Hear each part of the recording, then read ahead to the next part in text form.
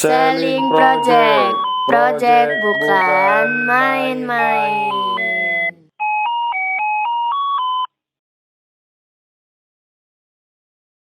Jadi satu atap itu coworking space. Coworking space, oke. Di coworking space itu adalah sebuah tempat kreatif untuk teman-teman community ataupun profesional bisa create event sebenarnya. Saya adalah salah satu yang beruntung karena COVID. Pada saat kita COVID, kita belajar untuk bisa pivot dan untuk bisa sekreatif mungkin. Satu atap UMKM itu harus bisa naik dari mikro ke kecil, dari kecil ke menengah. Harusnya Dong. Modal, kalau nggak punya, pinjem. kombinasi sempurna untuk menemani momen spesial Anda dalam seumur hidup. Inilah Selling Project, project bukan main-main. Oke, inilah episode kedua dari Selling Podcast tentunya. Di sini saya sebagai host tentunya Bilawa. Kedatangan bintang tamu yang spesial sekali, tentunya sangat terkenal di seluruh jagat raya, Surabaya, seperti itu ya. Oke, tentunya ini adalah beliau ini adalah seorang founder dari Satu Atap. Beliau sangat terkenal sekali dan please welcome Mas Ahmed Tesario. Halo Mas, apa kabar? Baik, untuk Mas Tesario gimana keadaannya? Keadaannya lagi serak aja sih. Lagi serak. Tapi overall masih bisa ngomong lah. Oke. Masih bisa ngobrol lah kita. Iya tentunya harus ya dong Mas, ya begitulah. Oke, apa sih Satu Atap itu, biar foundernya sendiri yang akan menjelaskan seperti itu. Oke, Mas, apa sih Satu Atap itu? Ya, banyak yang nggak tahu sebenarnya. Jadi Satu Atap itu coworking space. Coworking space, oke. Di coworking space itu adalah sebuah tempat kreatif untuk teman-teman community ataupun profesional bisa create event sebenarnya. Plus kalau misalkan teman-teman startup, mereka bisa punya kantor yang urunan bersama istilahnya. Wow, jadi sangat terjangkau sekali ya. Benar, jadi teman-teman startup ataupun UMKM yang pengen punya kantor tengah kota, Betul. tapi budgetnya minim, mereka bisa punya personal seat ataupun virtual office di coworking space. Wah, Satu Atap ini sangat membantu sekali ya buat kalian juga yang punya usaha atau startup, bisnisnya semakin jaya juga, bener ya? Harapannya gitu. Harapannya seperti itu. Harapannya gitu. Jadi pada saat kita mendirikan Satu Atap sih poinnya dulu, aku pengen punya tempat yang mana aku bisa buat event apapun secara murah. Oke. Di satu sisi karena aku morning person, jadi waktu aku memulai usaha, nyari kafe buka jam 7 pagi itu susah. Susah sekali dong. Iya dong. Jam Jadi 7 kali. saya mikir kayaknya menarik kalau misalkan ada tempat untuk aku kerja, tapi di satu sisi murah begitu loh. Aku mau di tengah kota, tapi aku bisa ngundang orang enak, bayarnya murah juga. Dan sepertinya kalau misalkan aku berpikir seperti itu, orang lain juga mikir kayak gitu kan. Betul. Udah akhirnya per 2017 aku diriin Satu Atap sampai sekarang gitu. Oke, untuk Satu Atap sendiri nih, tentang ingin sekali nih dari Selling Podcast ya, mendengarkan sebuah bahasan tentang UMKM dari Mas Ahmed Tesario Kenapa sendiri. UMKM diapain? Karena after pandemi ini ya, maksudnya untuk 2 tahun ini, di mana usaha apapun berhenti, pekerjaan apapun berhenti, enggak juga ya? Enggak juga. Ya kurang lebih lah. Saya adalah salah satu yang beruntung karena COVID. Oke. Jadi salah satu bisnis saya revenue-nya naik 3 kali lipat gara-gara COVID. Wow. Gimana itu ceritanya? Nggak semua bisnis cooling down, tapi pada saat kita COVID, kita belajar untuk bisa pivot dan untuk bisa sekreatif mungkin. Satu Atap hancur lebur. Satu Atap hancur lebur saat itu. Pada saat COVID hancur lebur. Oke. Siapa yang mau datang ke office? Betul. Terus di Satu Atap itu kita punya food court-nya. siapa yang mau makan di situ? Hampir tidak ada. Betul.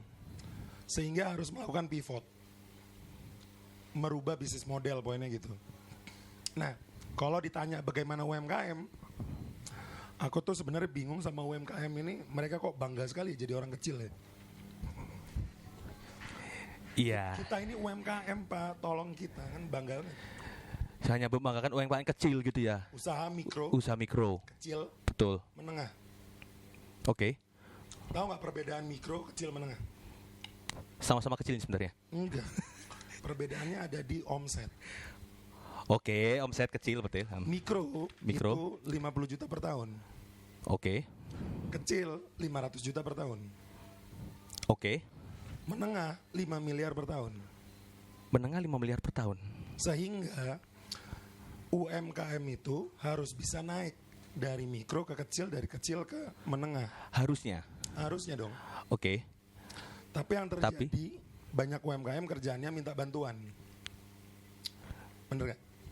Bantuan dana. Dua, Apapun. satu minta dibantu modal, Oke. dua minta dibantu memasarkan produknya. Oh betul sih, bener. Udah masalah UMKM cuma itu doang. Modal sama pemasaran. Pemasaran. Apa yang harus dilakuin? Modal, kalau nggak punya, pinjem. Susah banget. Selama ownernya percaya bahwa bisnisnya akan naik, pinjem. Nanti saya kembalikan dengan keuntungan tertentu. Tapi pandemi ini untuk meminjam, pasti UMKM atau pemilik UMKM-nya, pasti susah nih, aku mau ngembaliin dana seperti apa? Karena pemasarannya nggak benar, betul? Oh betul, benar. Nggak Udah, berani minjem karena tidak yakin bisa memasarkan produknya, betul? betul, tidak yakin. Sehingga untuk mengatasi masalah pemasaran ngapain? Belajar, Mas. Belajar Pivot. ya. Pivot dalam arti berubah bisnis model yang tadinya dia jualan stationery, punya store, COVID orang nggak datang, gimana caranya mulai beralih ke digital. Oke, jadi diharuskan untuk belajar ke digital ya. Mulai berubah sudut pandang dan mencari solusi. Menurut saya yang hancur lebur nggak karuan ya karena dia tidak belajar dan tidak mau untuk berubah, itu aja sih. Contoh, Wow, saat bener otak sih. berantakan. Oke, Oke, yang kita lakukan di tahun pertama adalah jualan APD. harus memanfaatkan momen seperti itu. Satu atap jadi apa? Karena kita adalah office dan hub, kita jadi pool untuk mengumpulkan donasi penyaluran APD. Bener gak? Bener. Keuntungannya dari mana? Bener kan pertanyaan itu kan? Pertanyaan dari situ, keuntungannya. Kita ngomong ke donasinya bahwa harga APD ini 125.000. Karena harga normalnya di luaran, baju hazmat, masker, segala macam pada saat itu 125.000. Tugasnya kami di Satu Atap adalah ngubungin para penjahit-penjahit untuk buat hazmat. Tapi minta buatnya cuma 50.000. Boleh nggak? Boleh aja sih, dengan Dagang kan? dagang boleh. Aku buat di penjahit 50.000. Aku buka donasi siapa yang mau memberikan hazmat ini satu paket 125.000 ke orang-orang yang membutuhkan. Saya margin 75.000. 75.000. Karena yang beli kan nggak satu paket, pasti kan banyak kan gitu. Oh, Satu, pivot pertama. boleh. Pivot kedua, semua training-training UMKM dan juga pelatihan yang berhubungan sama UMKM dan startup, kita alihkan semua pakai Zoom. Oke, memanfaatkan digital ya juga. Oke. Mereka dari rumah belajar mengenai bagaimana pivot ke digital. Dua. Oke. Ketiga, database pelanggan-pelanggan kita yang punya usaha di list. Mana produknya yang bisa kita bantu jualkan lewat digital. Jadi udah banyak sekali ya terhitung UMKM Sampai dari 2020 itu database-nya Satu Atap pada saat itu ada 12.000 database memang. 12.000. Jadi gimana nih di satu sisi ngebantu UMKM itu, Di satu sisi gue harus berbisnis dapat duit dong. Betul, betul. Itu caranya. Kita kembali ke pivot pertama. Aku list mana yang bisa kita bantu jual lewat digital. Oh, jadi tidak semua dari 12.000 itu tidak ya? Enggak, pilih dong. Dipilih ya. Satu, yang marginnya cocok. Dua, yang produknya ada. Oke. Jadi hanya bisa terkadang ada yang cuman sekedar masih dalam obrolan aja ya, belum ada produknya. Oh, banyak sekali. Banyak. Nah, dari situ satu atap bisa bertahan, hanya bertahan nih. Oke. Bayar gaji, bayar sewa, ya kan? Oke. Nanti setelah pandemi lewat, kayak sekarang pandemi lewat nih, Ya nih. bisnis yang itu jalan, bisnis yang sebelumnya juga jalan. Jalan dengan sendiri. Wow. Itu yang dilakukan kami waktu dulu ya. Itu sangat Semua membantu coworking sekali. space tutup, tinggal satu atap sendirian. Tengah kota, bayar sewa ratusan juta. Masih bisa.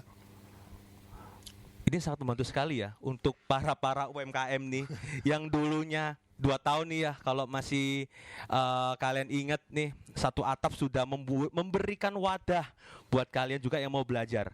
Ini sangat Pada hebat saat sekali. itu melakukan itu. Terus memang susah, memang perlu mengadaptasi kebiasaan baru. Cuman memang harus dimanfaatin, Mas. Jualan masker kita dulu. Masker masih susah tuh. 2 tahun saat itu. Iya, jualan masker, jualan hazmat, jualan kacamata ya kan. Betul. Ya dimanfaatin.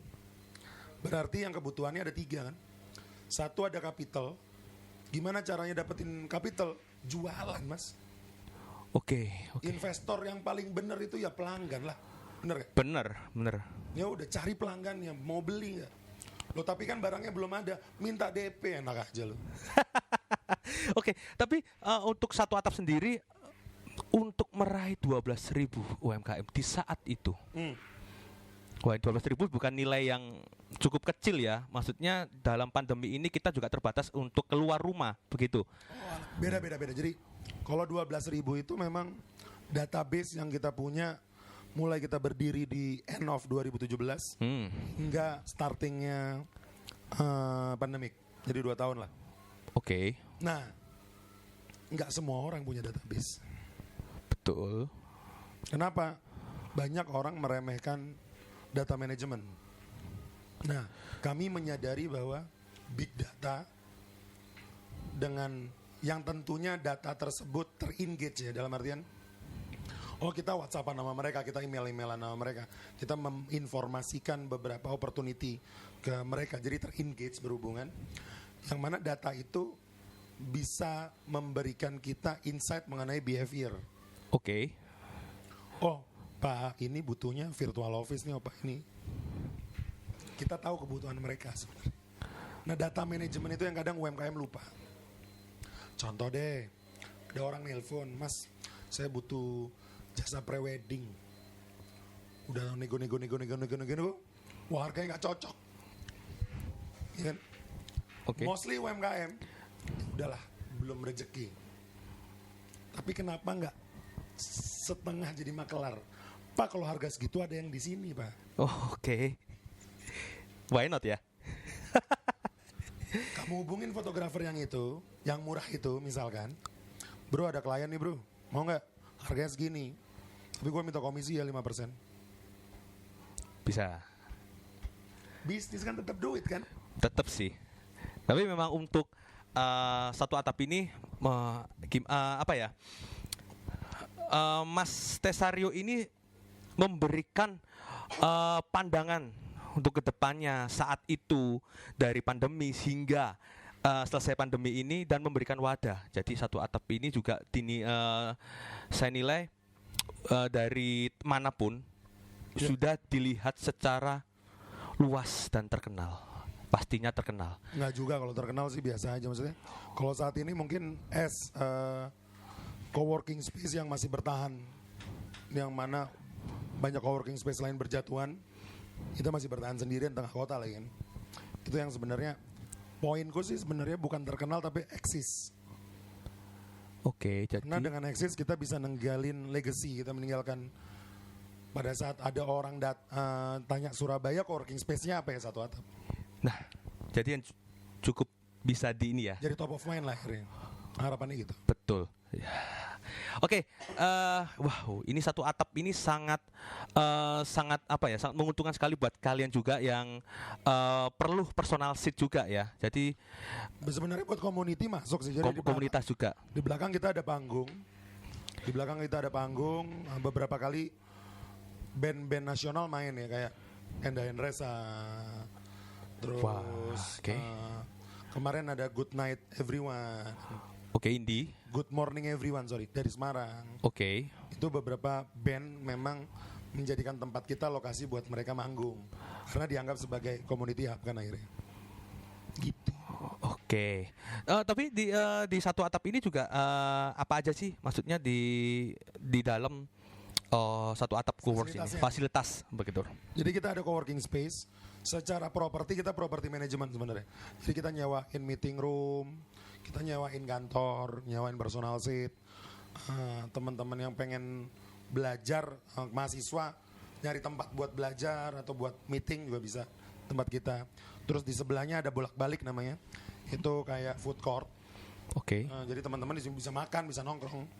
Dan di belakang ada panggungnya gitu. Oh, cukup luas sekali nih. Oke, itu tadi adalah profil ya dan bahasan UMKM dari Mas Tesario. Oke, untuk kondisi kreatif saat ini dari Mas Tesario, bagaimana sih kondisi itu? Menurutku udah berubah drastis ya. Dalam arti bisnis sekarang itu udah nggak sama lagi. Zamannya udah berubah dan kreativitas di sini tuh bukan hanya dari sisi kreativitas desain, tapi lebih dalam ke kreativitas bisnis model, kreativitas menjalankan bisnisnya. Itu menurutku mulai terlihat, dan industri kreatif ini kan ada 16 sektor. Oke. Macam-macam ya, mulai Macam-macam, banyak food lah. industry, film, fotografi, baca sendiri lah nanti di Kementerian Parekraf. 16 sektor industri kreatif, dan menariknya industri kreatif ini kenapa dilirik? Karena punya nilai margin dan keuntungan tinggi. Sangat Oke. sepakat sih, betul. Oke. Contoh, saya punya bisnis namanya Sobat Gurun. Sobat Gurun itu jualan sarung, Mas. Sarung si ini ya, si tretan muslim. Betul. Itu kebetulan saya yang man behind. Orang di belakangnya Sobat Gurun kebetulan kita. Tahu nggak per bulan itu kita bayar orang atau bayar kos per bulan berapa duit? How?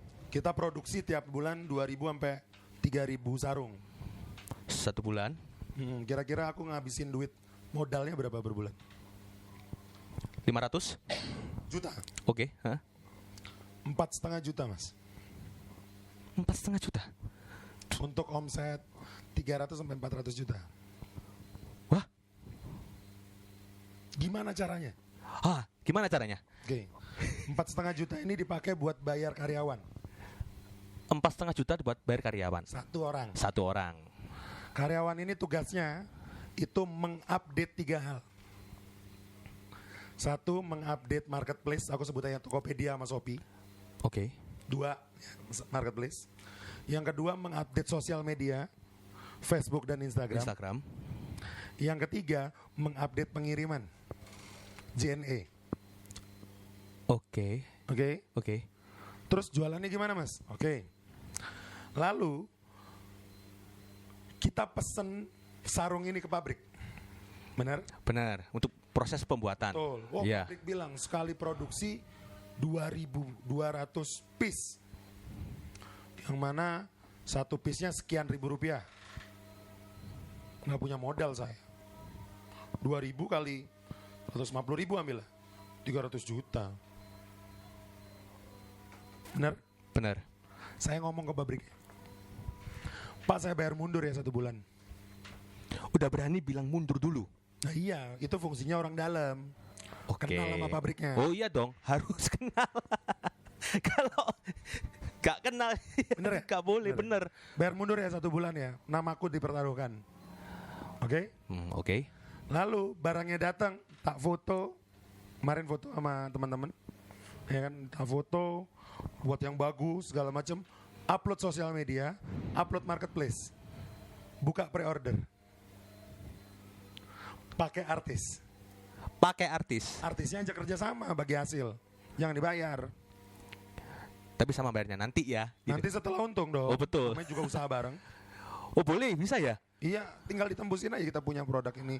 Ayo mau nggak kita kerjasama kamu dapat saham gitu. Kembali orang dalam. Enggak dong, itu bukan orang dalam. Oh enggak ya, Aku langsung nggak kenal sama Travis. ini ya, memang. Aku datang ke rumah Muslim, yuk Sobat Gurun kita kerjain dengan bagus gitu. Clear, Oke. udah? Clear, oke. Jualan, dapat duit, dihitung rasionya, satu produk ini marginnya bisa dapat berapa ratus % dari modal, dapat duit, Oke. bayar ke pabrik. Pak ini udah laku semua, bayar. Modalnya berapa? 4,5 juta. Tadi total semua. That's creative industry. Harusnya. Harusnya. Banyak yang enggak. Oke, apa itu? Nyetok baju. Belum tahu jualan kemana.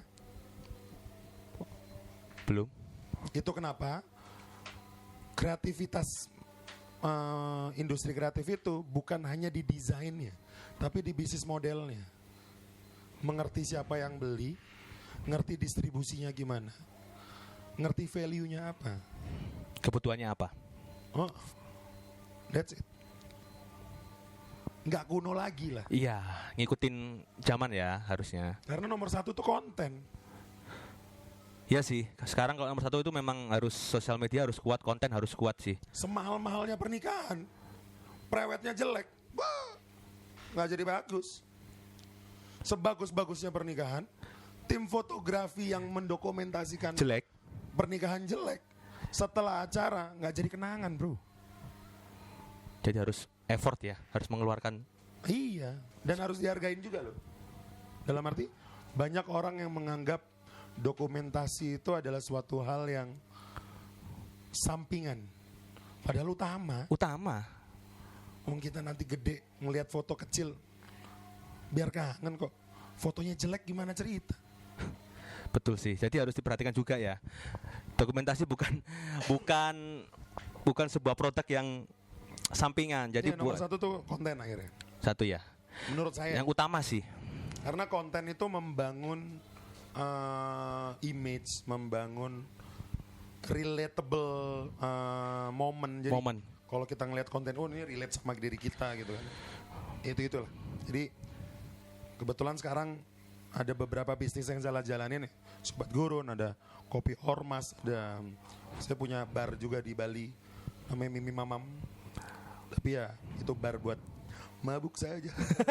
Karena di Bali ya, kalau tidak Bali dong. kalau tidak Bali. mabuk Iya. nggak ditempati. itu yang terjadi ya. Terus dan memang pada saat mendirikan satu atap ini bukan bisnis pertama saya memang. Jadi sebelumnya udah mulai beberapa bisnis gitu. Oh hebat sekali ya Mas Tesario ini sudah mempunyai banyak bisnis ternyata. Jadi kopi apa tadi? Kopi Ormas, terus Nio, ada kafe di Bali juga seperti itu. Gini, selling project adalah sebuah kombinasi di bidang industri wedding, betul ya? Dimana selling project ini, Kak Tesario di sini ada Maryline, ada Marsha Shakira sebagai make up, ada Chua Decoration, ada Lumens Picture, dan tentunya Cakras Project. Pendapat dari Mas Tesario sendiri, pendapat tentang industri wedding nih, kita after pandemi. Ini yang tentunya sih buat bahasan sih. kalau kemarin kayaknya sempat tiarap ya. Mengeningkan cipta saya. Mengeningkan kita. Iya betul. Karena kayaknya semua orang tiba-tiba undangannya tidak cetak lagi. Udah DP tapi ya Tapi nggak tahu dulu undangan masih cetak nggak sih mereka? Masih ya? masih kalau dalam Tapi urusan nggak terlalu percetakan. banyak ya? Enggak, tidak terlalu Dulu banyak. aku kena per satu undangan itu, seingat gue ya 12.000 ya. Waktu itu. Satu undangan 12.000. Waktu itu 2000 saya nikah 2005. Cancok aku nikah kapan ya? 2005. 2015. 2015. Oke, 2015. Aku nikah 2015 itu undangannya tuh 12.000 waktu itu. Jadi terus aku sempat buat film dulu. Film pendek Film pendek untuk untuk momen mendokumentasikan itu. Oke. Terus ada satu miss itu di video akad. Oke, Miss. Miss menurutku Apa itu? lagunya pakai Armada anjing. Ini banyak siapa sih? Jadi pada Banyak siapa ini? jadi pada saat aku ngelihat hasil film akhir pernikahanku itu mulai saya terima nikahnya gitu kan. Kenapa back soundnya lagu Armada bang? Itu nyesel. Seumur hidup. Oh nyesel kenapa? Pada saat itu saya make editor, bukan editor, make jasa videografer sama fotografernya tuh emang nggak jelas gitu loh. Jadi orangnya sekarang tak suruh ngedit juga udah nggak bisa setelah acara gitu loh. Dia cuma ngasih hasilnya aja, aku nggak bisa protes. Saat itu. Iya saat itu, ya karena kan ya nggak bisa revisi gitu kan.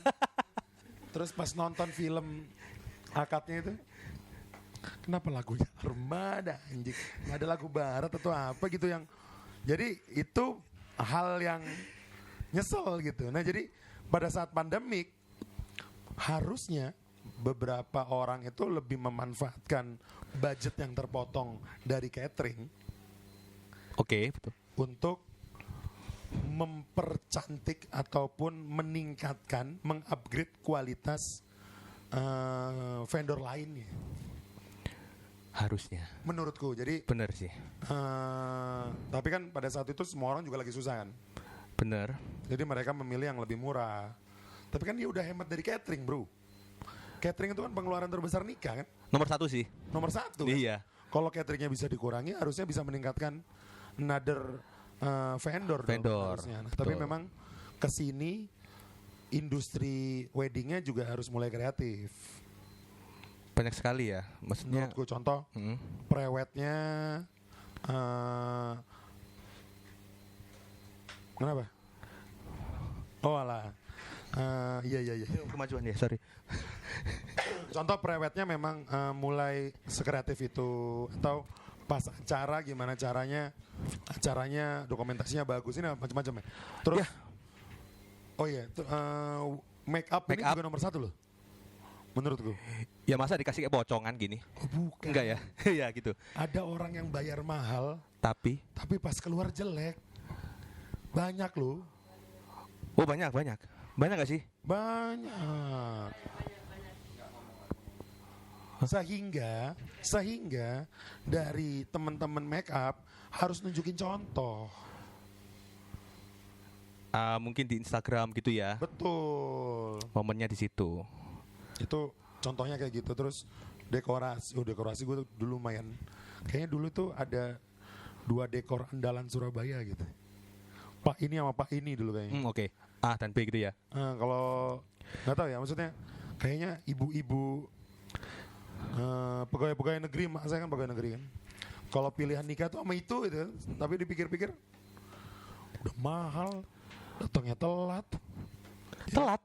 Ya maksudnya mepet-mepet. Oh, Cuman iya. Dia nggak telat, cuman kan karena proyeknya banyak, akhirnya mepet kan. Kita deg-degan juga kan. Bener sih. Ini jadi apa enggak di candi ini.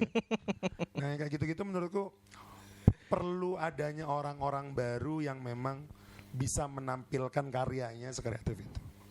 Harus sih. Karena di kreatif ini kita harus benar-benar punya inovasi ya. Punya inovasi dan contoh kalau misal dekor ini harus kurang lebih harus lebih menarik. Harus lebih ada tantangannya sebenarnya awalnya.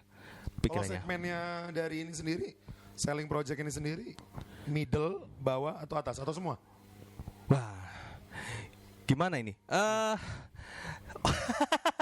Selling project ini lebih mencakup ke ini ya, ranahnya ke all, ke semua. Ini untuk yang menengah ke bawah ada, Ada, menengah ada juga, ada menengah pastinya. ke atas apalagi. Ada. Oke. Gitu. Jadi untuk all round ya. Jadi semua bisa memanfaatkan kombinasi selling project ini. Begitu. Ya. Jadi selling project ini juga menurut saya adalah sebuah target dengan kombinasi yang sempurna buat momen spesial seumur hidup. Paket Begitu. lengkap lah. Paket lengkap. Jadi buat kalian juga yang misal nih bingung lah, gak usah cari-cari vendor patah-patah A B C D. Kita langsung aja di selling project sudah ada yang. Dan jangan wedding doang, Mas.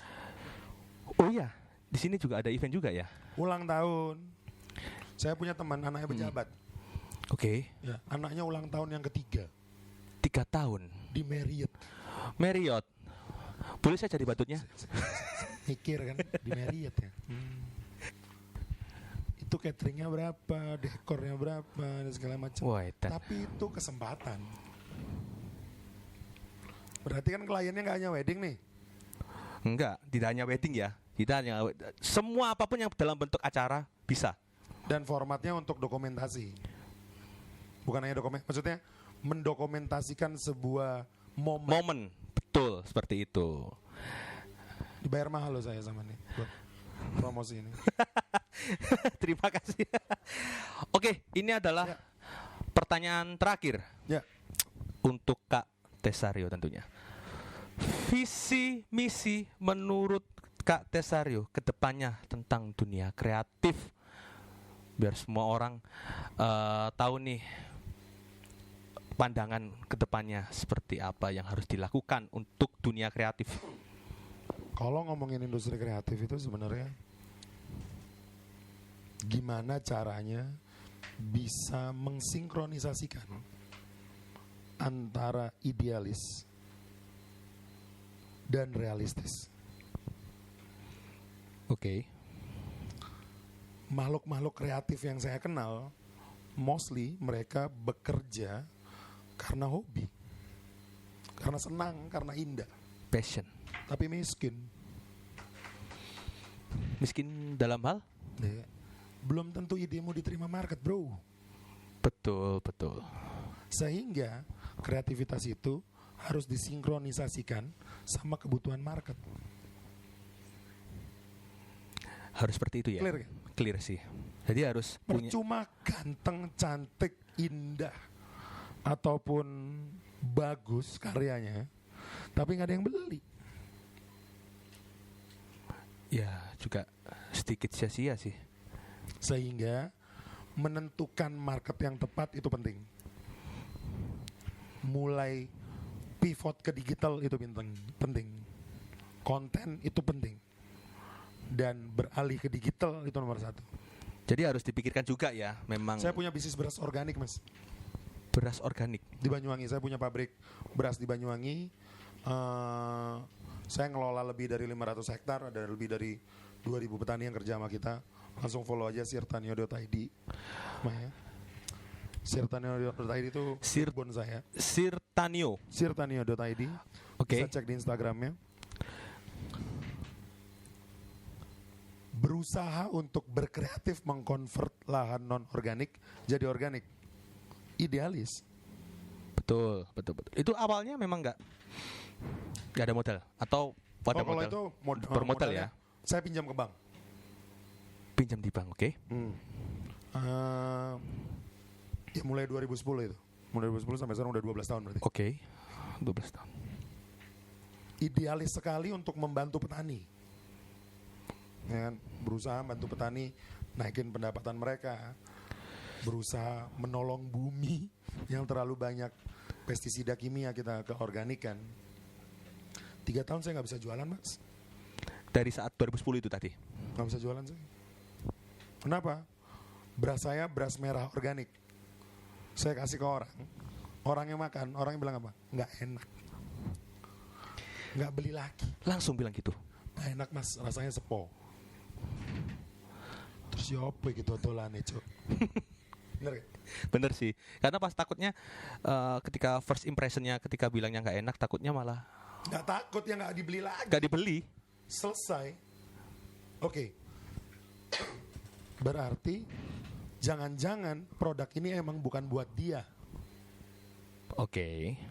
Saya kulik, Mas, oh beras merah ini kegunaannya apa, fungsinya apa, kandungannya apa. Oh saya tahu, oh beras merah ini untuk orang diabetes, untuk orang hamil menyusui, kolesterol tinggi, sama yang mau diet.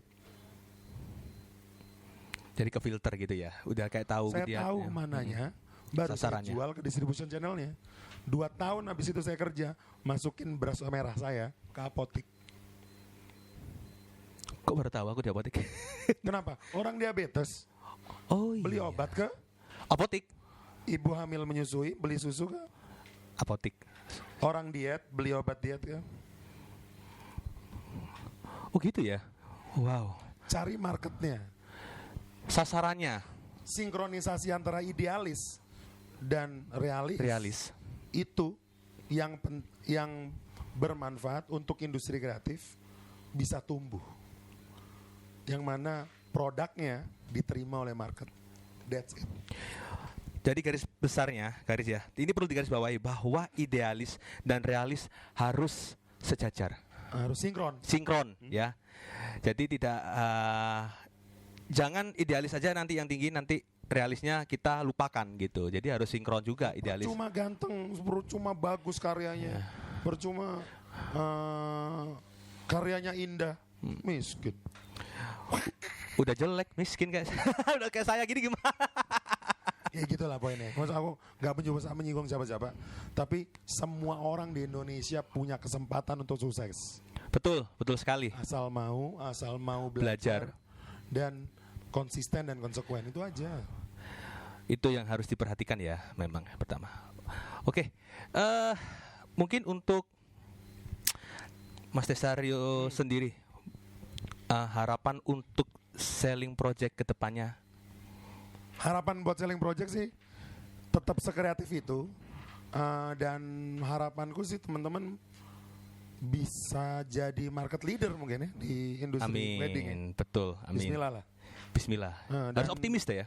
Dan memberikan harga-harga yang affordable dengan karya-karya terbaik buat Betul. teman-teman. Affordable itu nggak harus murah, tapi sesuai dengan dompetnya yang mau beli.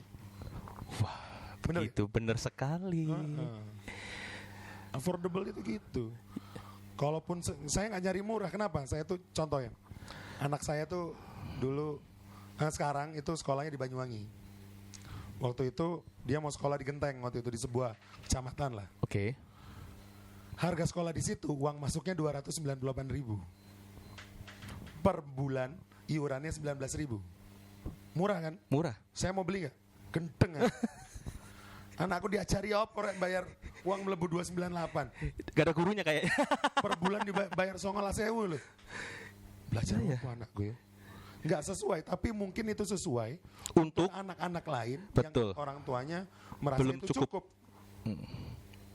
Sehingga memberikan yang sesuai dengan keinginan customer itu yang penting. Affordable it. itu nggak harus murah kok. That's it, affordable itu tidak harus murah, kata Mas Tesario. Oke, itu tadi. Saya bingung sama si Sario saking ini ya, saking speechlessnya dengan sebuah kata-katanya. Nggak. Mas Tesario ini yang sangat membangun ya dan membantu juga buat industri-industri kreatif ataupun UMKM tersebut. Baik, itulah tadi wawancara kita, Selling Podcast, dan juga founder dari Satu Atap dan banyak bisnis lainnya, yaitu Mas Tesario. Cukup sekian untuk podcast episode 2 ini. Kita ketemu lagi di episode selanjutnya bersama teman-teman Selling Podcast dan bintang tamu lainnya. See you, selamat malam. Dadah. Terima kasih Mas Tesario. Thank you. Terima kasih. Aman.